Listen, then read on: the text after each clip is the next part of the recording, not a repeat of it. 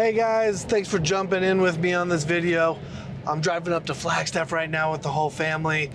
I was just talking with the wife, but we got the kids back here, sitting here. We're gonna have a good time going up. We're actually going up because a property up in Flagstaff just closed. We gotta get the lockbox, etc. We're gonna visit some family.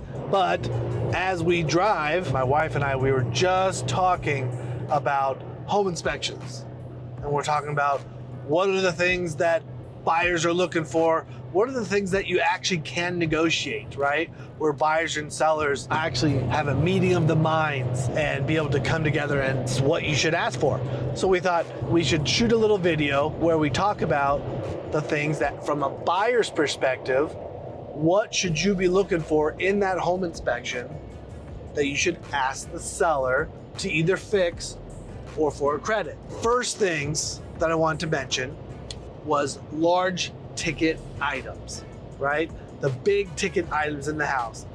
And what you're looking for is, are these items still serving their purpose? Or is there something stopping that? For example, with the roof, are there current leaks? Water heater, does it still heat the hot water? The air conditioning or the furnace, is it still functioning? The easy answers is if they are not functioning or serving their full purpose, you will definitely be asking for those. Along with these big ticket items, I would also put safety items. So if a window won't close or is cracked, like a bigger crack, you're gonna be asking for those items because that is a safety issue. Someone could easily break in, especially if it's on the bottom floor, if it's a two-story house. Do you have another example of what another kind of safety item might be? Another example of a safety item would maybe be fire alarms. It could also be the fire door to the garage. And that is a safety issue. It does come down. I wouldn't say that's one of the big items, but I definitely would be considering that door or any other door that doesn't shut or lock. There are times where a sliding glass door doesn't actually lock. That's a big safety issue. So those are the things that a buyer's agent should very easily be able to negotiate on your behalf. So those are always the number one. Are there other kinds of big ticket items, or what would you define as a big ticket item? What makes it a big ticket? So your big ticket item mostly is going to have to do with how much it costs. So if you're talking about, I would say $5,000 or more for a new one, that I would consider that a big ticket item. So that's going to be your roof, your AC and furnace like we talked about. Your hot water heater isn't $5,000, so that's why it's kind of, I would say, a medium ticket item. Other things could be possibly solar panels if they're owned, if that's important to you. And then plumbing and electrical, it depends, because when you get it checked out, the home inspector is looking at each individual item and they're like, oh, these shutoff valves are bad, etc. Those are very common because they get a lot of corrosion. That's not a big deal just to have bad shutoff valves.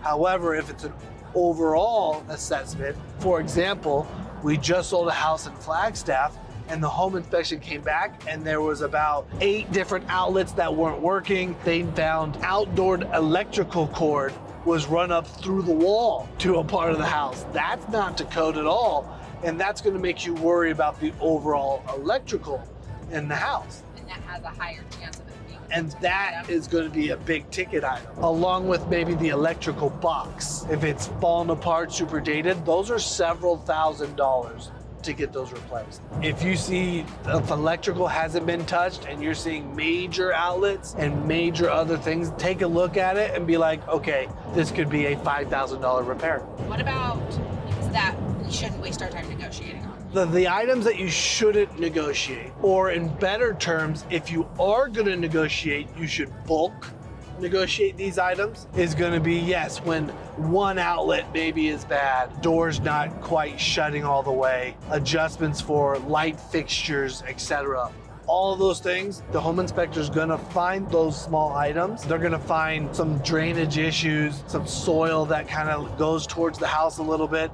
Those are all things that just won't cost a lot of money, but every house has those items. A good buyer's agent, their job is to guide you and let you know, yes, these things add up, so maybe if there's not some big ticket items, you're probably way more likely to ask for a bulk credit and make those items feel pretty big and important. But definitely don't be asking for those items individually, because you don't want the seller to also get to pick who does the repairs. They're gonna send the cheapest person, and then you're gonna have to go and quote, verify that that work is all done.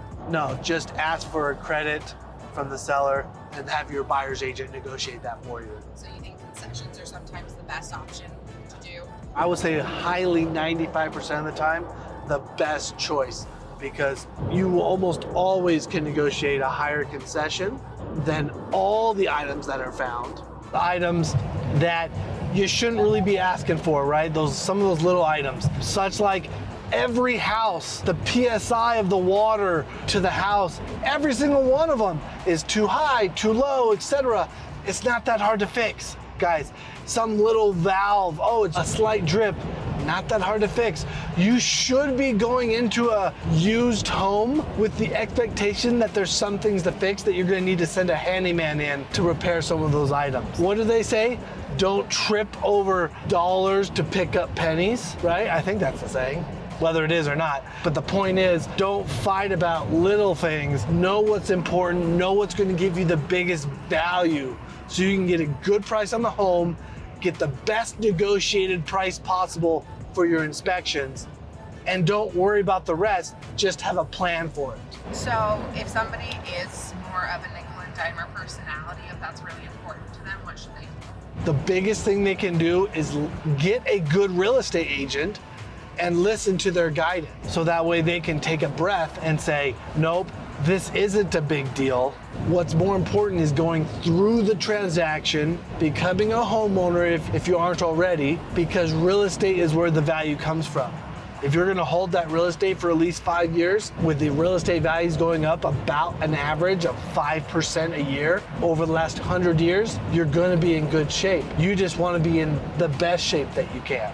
Should you recommend that maybe if somebody really just can't let it go, should look more into a new build, or? So there's times when a new build is definitely a better idea for certain buyers, or sometimes buyers just need to take a little bit of time to get past it mentally. I have had buyers in the past where we passed on a home because they couldn't get past the inspection, and unfortunately that house was the best house for them and they could have gotten the best deal. But what it really came down to was they needed to go through and see more houses so they could see that those repairs were going to be on every house. There are some people that they'll get it and they'll be ready to go right away. Sometimes you might need to see more houses or go through 2 contracts that fall apart to understand the actual value. Or you could be a third type of person that just needs to go buy a new house. That's okay. Just get to know yourself and trust your real estate agent. All right, guys, hopefully that was helpful for you.